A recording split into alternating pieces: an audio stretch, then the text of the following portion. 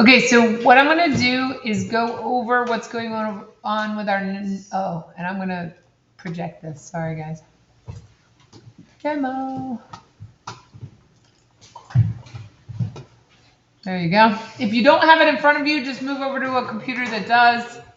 Luckily, we're in a place where you can do that. Okay.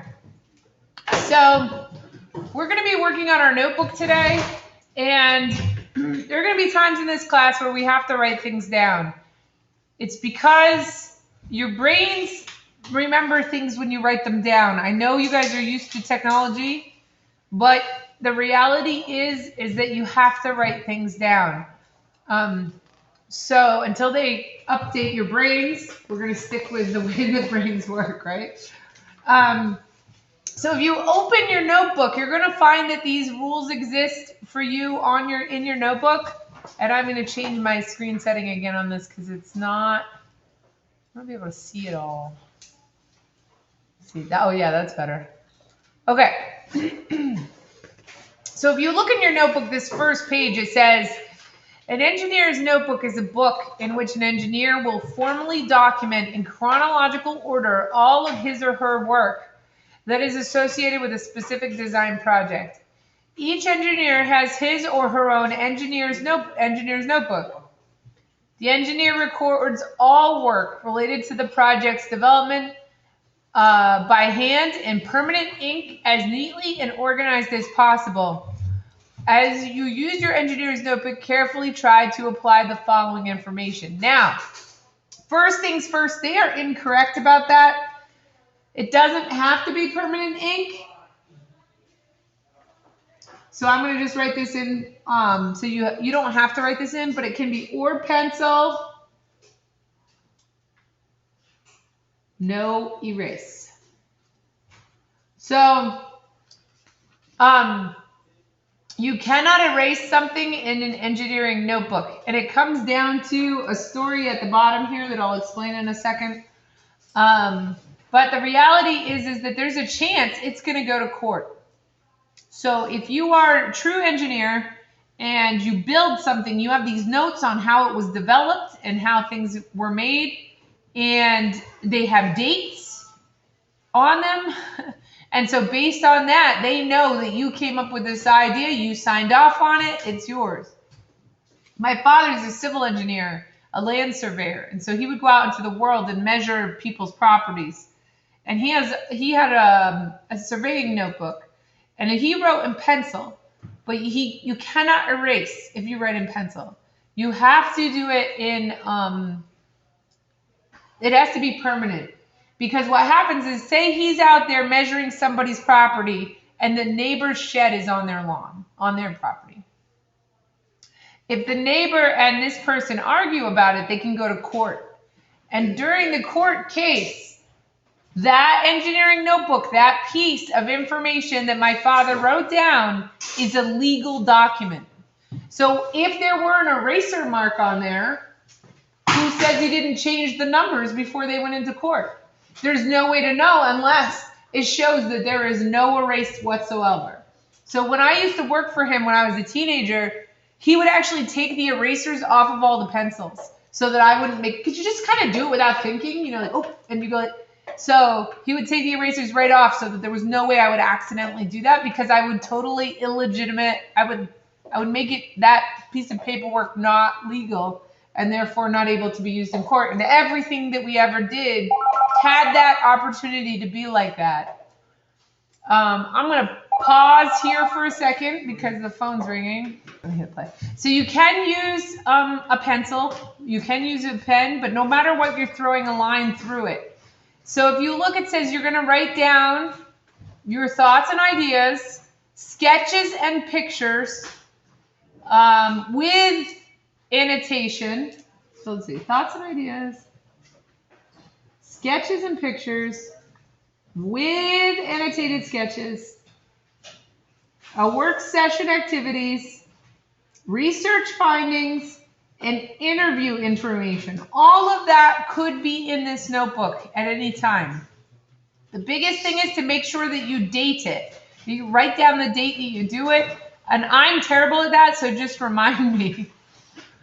But again, we're practicing this. If you write in a pink pen, I don't care. You know what I mean? Like, don't worry about it. Just try your best. If you accidentally erase, okay, it happens. Like, it's not, we're not taking your notes to court, but the idea is that you're practicing doing it as if it were. Okay? If I did erase, would that save me from not having to go to court if I don't want to? That's a serious question. Well, if you're an engineer and somebody hired you and you erased so that your stuff is illegitimate, they're going to be really mad that they paid you for nothing. Well, they already paid me.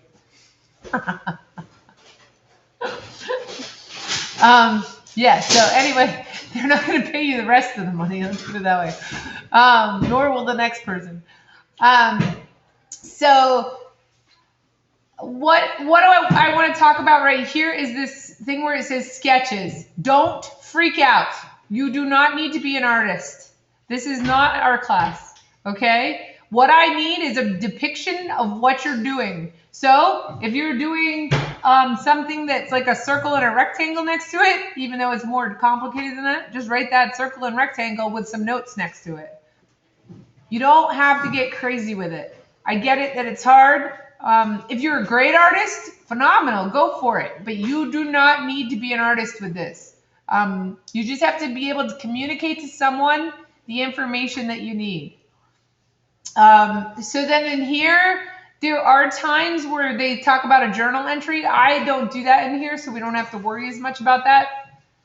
But I wanted to get down to some of the rules. So the rules are, and part of the reason I'm telling you this, guys, is because when we have that test at the end of the year, there could be a question on what an engineering notebook's supposed to look like. So multiple choice, but still, it's good to know that this stuff exists in these rules. So we have pages are or can be sequentially numbered in permanent ink. Again, pencil's okay, you just can't erase. Notebook must be bound. You never take a page out. If there's a page ripped out, again, that would make it illegal. Your notebook should be stored in a safe location. The notebook is full, begin a new one that picks up where the other one ended. All entries, figures, and calculations should be clearly printed. So, do you see how they did this in capitals? So what I'm going to do is I am going to ask you to write in all caps. So what that does is it makes it like a technical drawing. So technical drawings are all in capitals, and that is so that it's easy to read. There's no handwriting situations going on there. Now, the interesting thing is when we get to the example, you're going to see lowercase stuff, which kind of annoys me. But we're going to work in caps, and we're going to print. So no cursive. Not that you guys are big into cursive, but it's not a thing. Okay? No markers because they'll bleed through. You know, you want it to look professional. Permanently attach insert items with tape or glue stick. Clearly indicate the date. Again, that's my biggest one that I have trouble with. Cross out mistakes with a single line. So if something goes wrong, you just put it like this 10. You would just put a line through it. What else? Ooh, that was the wrong one, but you get what I'm saying. Be consistent. The sign and date at the bottom, I'm not worried about. That is something that you would do if you were really doing this for a real job, where you're saying this is what we did on this date. But here, I'm not going to worry about that. You'll see on the actual notebook there is a spot for that. Let me see. Like down here, see? Sign and date. And the teacher's supposed to sign off on it again. But this is part of why we do it. If you read this little scenario here, you'll see that there's actually times when that notebook that you have is the difference between showing that you did it versus someone else. So, not many people are aware of the legal battle that took place for the ownership rights patent for the telephone. On February 14, 1876, Alexander Graham Bell filed for a U.S. patent. The exact hour was not recorded. On the same day, Elijah Gray filed for ownership rights of the telephone as well. After a lengthy court case, Bell was awarded the patent, protected ownership rights. The court based its judgment on a dated journal entry made by Bell that established the earliest conception date. At the time, this was the most valuable single patent ever issued. So they made a lot of money. He made a lot of money off of having that. And so that became a legal document. So just like my dad uses it as a legal document, it was also used here. Okay? So dates matter. If you don't date when you thought of something, someone else could say that they thought of it before you. And yes, a lot of this stuff is about ideas. So it's good to have that there. All right? This I'm not going to worry about as much. Like this is all just the checklist of how you're supposed to keep it accurate. It is here for you to look at. But this is where it gets into the examples. So this is going through step by step how you would come up with an idea for something. So the first page is drawings of the concept. This is the idea. This is what it's going to look like, what they think. This is what it's made out of. I see aluminum bar here. And one of the things they did is they X'd out this area. So that was in one of our directions somewhere. When I was going over it, I think I missed that. It did say cross out any area you don't use. So that's, again, comes down to legalese. If this whole blank, say, stayed blank, then you could technically go back and write something in that area where this was dated and signed off on to say that that happened then. You know what I mean? So in order for it to be considered legally a full paper, it has to be completely full. And so when you see stuff like this, it's supposed to be crossed out. Again, this is for like if you're going to make something that you're going to get the rights to and you're going to make the money off of it. Okay, so the next page is when they went into doing their technical drawings. So now they've got the measurements. They've thrown it through CAD probably. This looks like a CAD program to me. And they've created all the dimensions, very specific dimensions. And they put the technical drawing in here. And then finally, the next page, they have the real thing. They've made it.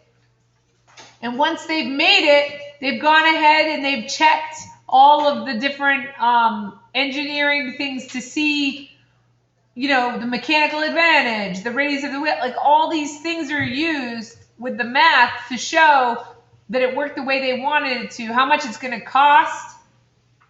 Right? So how much the materials cost, things like that. And that's the whole thing from beginning to end. Usually when we do stuff in our notebook, we don't get this very specific, but it's good to see that this is how it works. Because again, when you get to the quiz or the test at the end, there's the chance that this is a question that would be on there.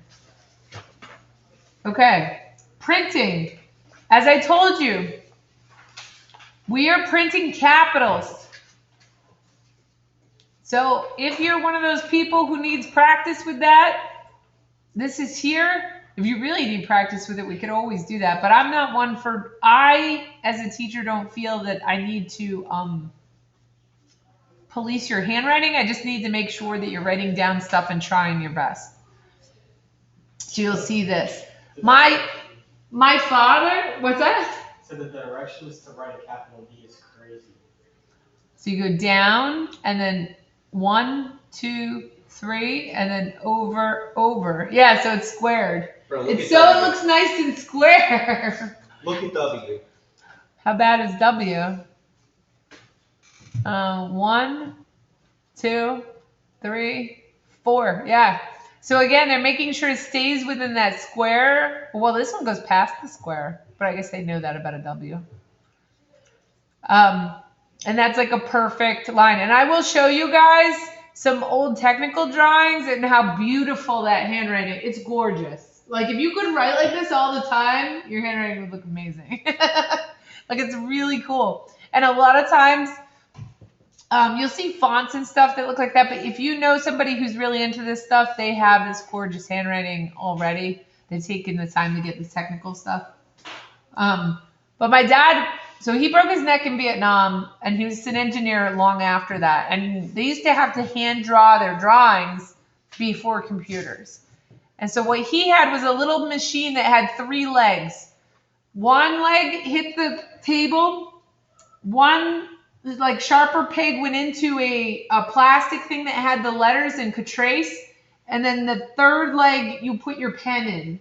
And so he could trace an A, and it would look like a perfectly square printed A.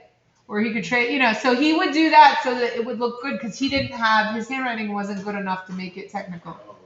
But some people can do this and don't need that machine. But the machine did exist for people who needed it. So it's pretty neat. I want him to find it so I can bring it in and show people. Okay, I think it's pretty cool. Nobody's hand drawing anything anymore though, guys. It's all on the computer. So, but when we're doing our notebook, we're keeping in mind this kind of stuff. All right. So, do you guys have this page? Yeah. Yes. Yes. Okay. So I think everybody in here has it. I've lost Matthew. You all right?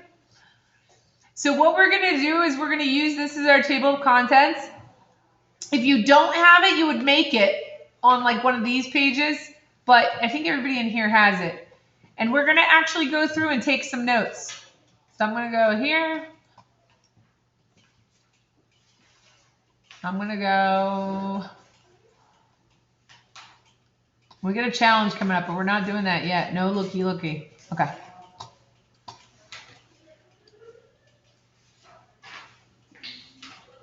Okay, so what we're going to be talking about is the design process, and this is the PLTW design process. If you Google design process, you're going to find steps are all a little bit different, similar but different.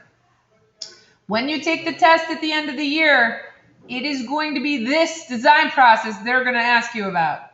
Okay, so when they're like, what's the order or something like that, it's this. So we're going to work with this. So what I'm going to do is I'm going to put the page number as 1.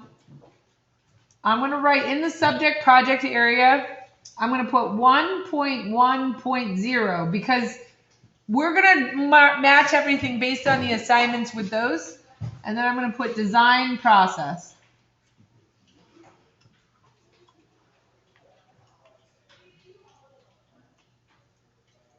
And today's date, 9/6/24.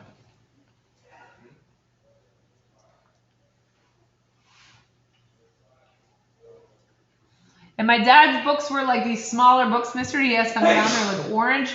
He always kept them in a fireproof safe or a fireproof filing cabinet. So a fireproof filing cabinet is a regular filing cabinet, the metal ones you see, but there's concrete filled in that double layer to protect them. So if there were a fire, all that paperwork, again, because it's legal documents, would be saved. Don't try to move those things. They're really heavy. Are we good? Everybody's got it? Okay, so I'm going to now turn my page to page 1.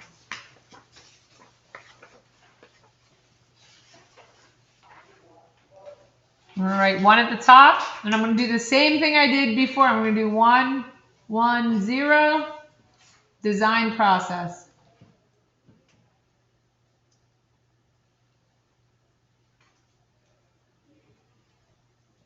Now this is going to be our notes page. So this is specifically like, where we're going to write things out. I'm going to make sure I write the same thing I did with the other class.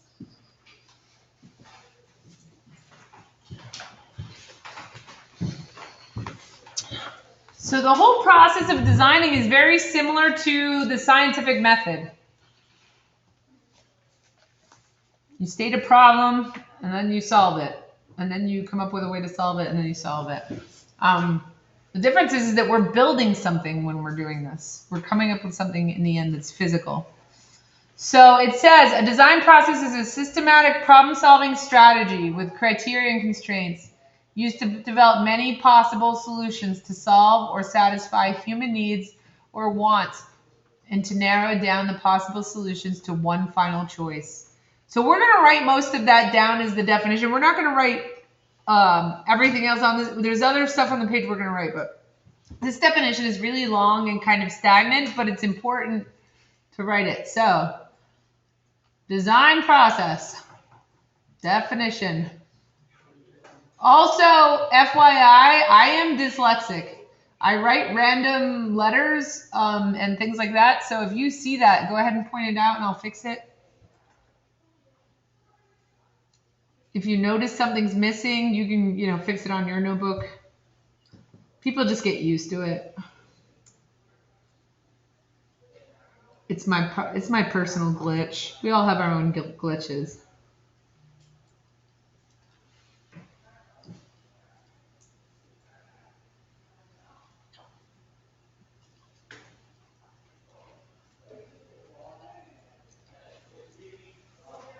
Oh no, I wrote criteria.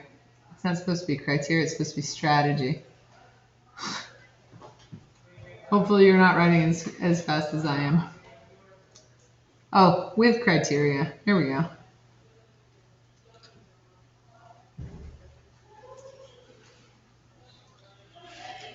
And constraints.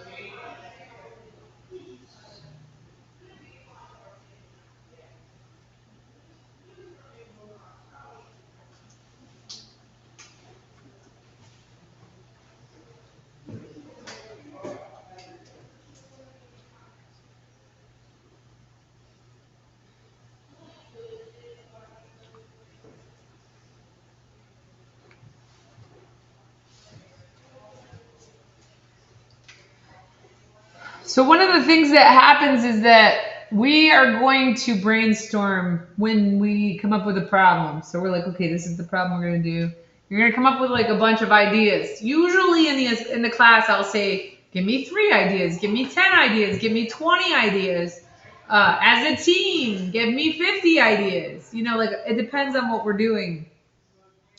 Under brainstorming, you're going to just come up with as many ideas as you can to solve the problem. And some of them are going to be ridiculous, and that's okay. You never take away things during the brainstorming process. You only start to get down and narrow it down later. So say we're talking about something and I come up with an idea to send a dog to the moon tomorrow. Well, that's not physically possible, but it's okay in the brainstorming section. It's not okay to be the final answer, but only because it would be physically impossible. But it doesn't mean that we're not going to take something from whatever we're doing and use that idea and spin that idea. So maybe it ends up being an animation of a dog going to the moon. I don't know, but whatever, when you're in the brainstorming process, I find that students struggle with fear of people judging them with their ideas. And also, if I have any perfectionists in here who are used to getting A's, fear of not having the right answer right away. You have to not worry about that. In the brainstorming section, I do not care about you having the right answer. I want you to be creative and interesting and think through the problem. And then as we move through, you find your way to fine tune it. Well, I think one of the hardest things is to get over that fear.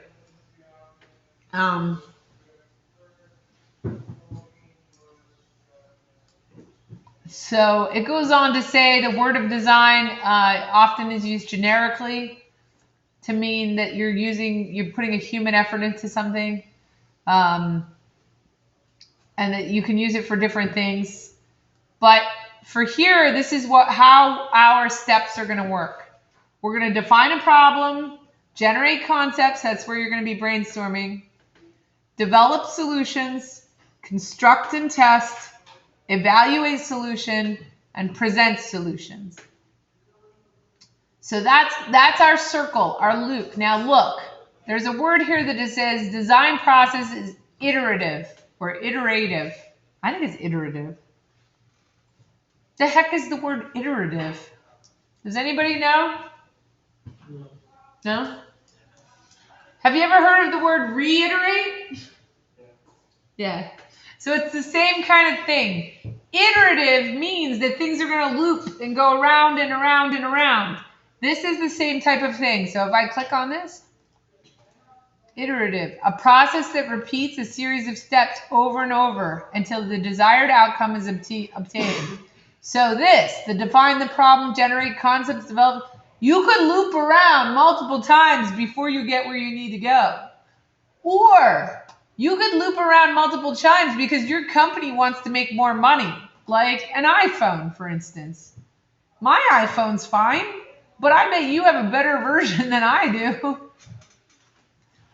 What did they do? They made things a little better. They made things do things differently. They read things. Sometimes they actually come up with concept of design so things won't work backward compatible.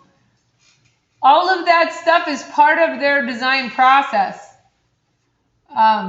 So let's write iterative down because I really see this as being something that they would put on a test because it's a weird word. But if you can remember that it's connected to the word reiterate, your life gets a lot easier.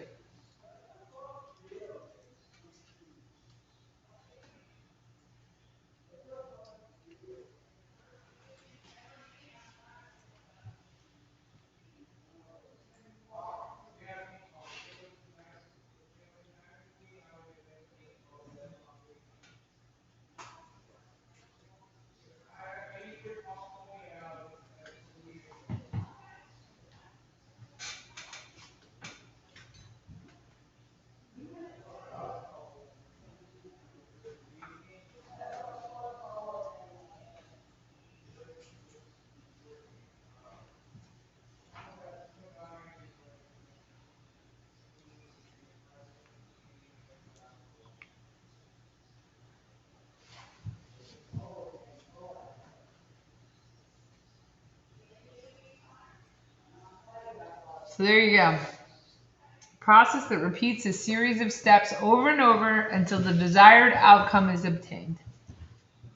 And no, I did not draw my B like they did. All right, so what we're going to do is we're going to just list the design process and define them each one a little bit. And once we get through that, we're good. So the first part of the process is to define a problem. So I'm going to write PLTW design process. Because if you look up design process, you're going to see different versions of it.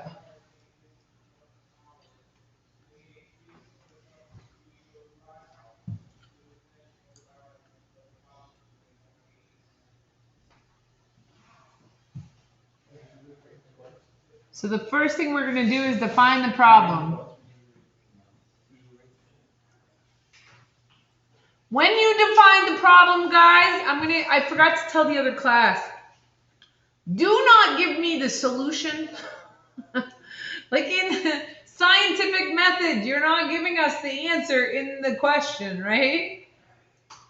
So do not give me the solution in the definition. You might have an idea of where you want to go with something. But right now what you're doing is coming up with a true problem, because sometimes when you do that, the solution presents itself differently when you go through the process. I had this happen to me in one of my classes. Like, we do trainings on these different classes. And I'm trained to do capstone as well. And capstone is you take this whole process and you do it for the whole year. So you come up with a problem, you research it, and you go all the way to an actual model. So in my class, what we did, we teamed up and we came up with the problem of dogs don't like to get their fingernails cut, their paw nails cut. And so that was our problem. But I had solutions to that. I was like, I know the solutions to this. And then when I got there and started talking with my teammates, they had way better solutions than I did. And so we started, because we made that brainstorming moment where we threw everything together and was like, oh yeah, that is a good idea. Sandpaper that they can just kind of paw at, things like that. So you can't come up with your solution right in the problem definition section. So let's see. So it must be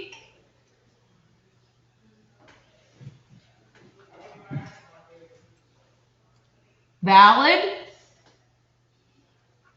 and justifiable.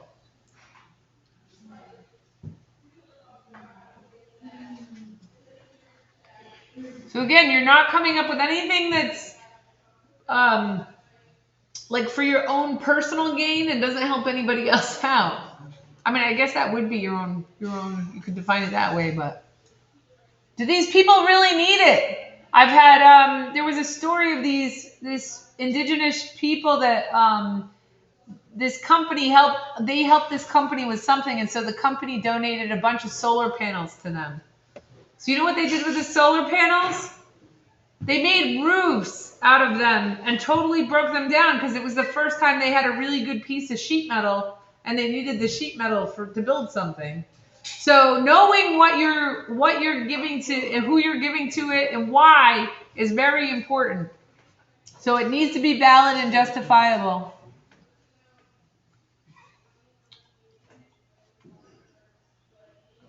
Okay. Generate concepts. What if I run out of room? You can use the next page. That's fine. And then on your table of contents, you're just going to put page 2 as well. But like our pages are never going to line up because you guys are going to start writing stuff and I'm not. So yeah, just keep track of your pages. See, I forgot the T, guys. You gotta watch me. Concepts. Okay. So to generate concepts, I'm going to just write down brainstorming. That's like the biggest thing here. There's more that they're looking for.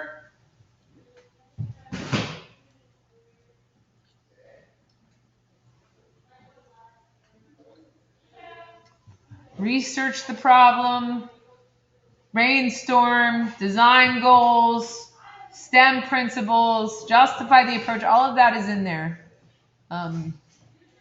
Okay, number 3. Develop solution.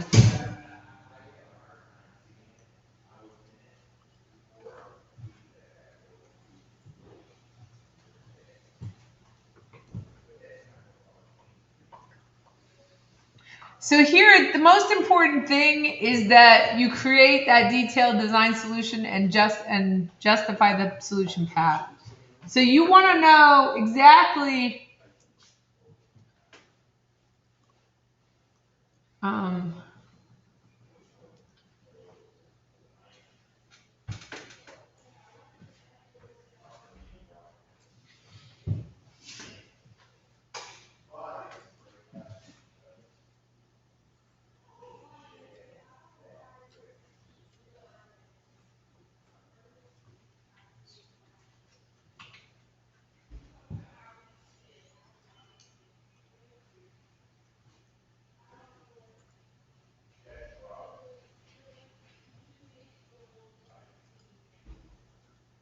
and yeah, they say there can be there's overlap with these.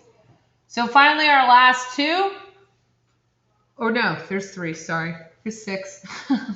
So 4 is going to be construct and test.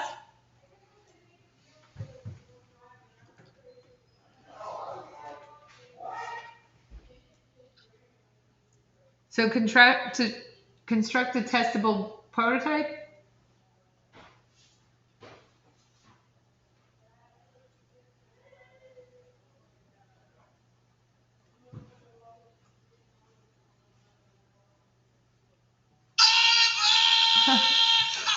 That's going to be on the video.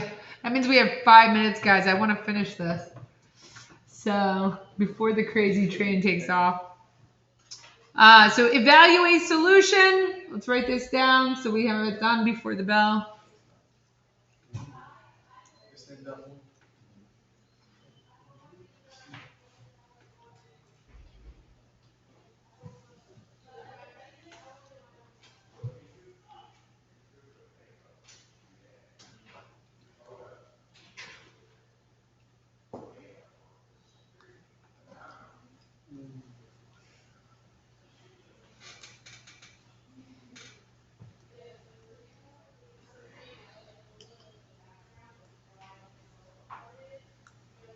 Oh my gosh. Redesign.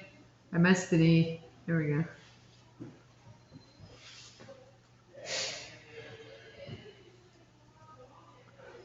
So evaluate the solution, effectiveness, recommended improvement, redesign if needed, and finally,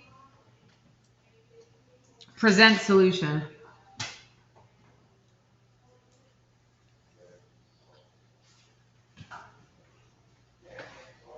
So it just depends on what level you're at. Are you doing a big kickoff party?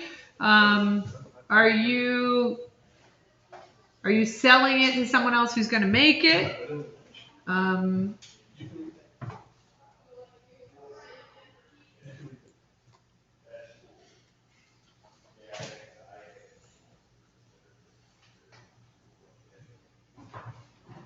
Document everything. So once you have that done, guys, what you're going to do is take a picture of your notes and you're going to upload that picture to Canvas. And that's how I will know that you've done the notes and that you have it. The book will be here. And if there's, for any reason, your technology doesn't work, you can show it to me and we can get around that. Or I can take a picture and send it to you. We're a small enough class that is not as big a deal. In the big class, they have to take the picture because I cannot spend half an hour checking everybody's notebooks. So yeah, I'm going to give you back. I'm going to first stop recording. See?